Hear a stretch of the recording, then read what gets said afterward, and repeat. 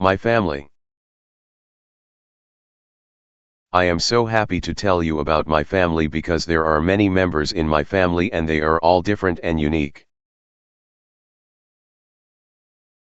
There are 5 members in my family. I am the middle child. My family and I spend a lot of time together.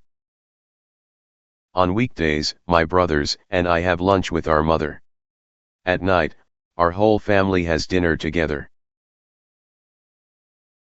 We often talk about our day over dinner. Although my father is tired after work, he listens attentively to what my brothers and I have to say. He will give us his advice too. On weekends, we often go out together. We have been everywhere in our city. Our favorite place is Cineplex. We take turns to select a movie to watch every week. My brothers and I like action movies, but our parents like comedies.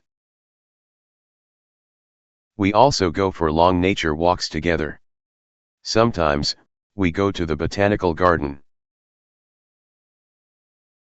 We have also been to the Bukit Timah Nature Reserve. Our parents are very active and energetic, so they have no problems keeping up with us when we walk uphill. I have also learned a lot about the history of Singapore from them when we visit places like Fort Canning Park.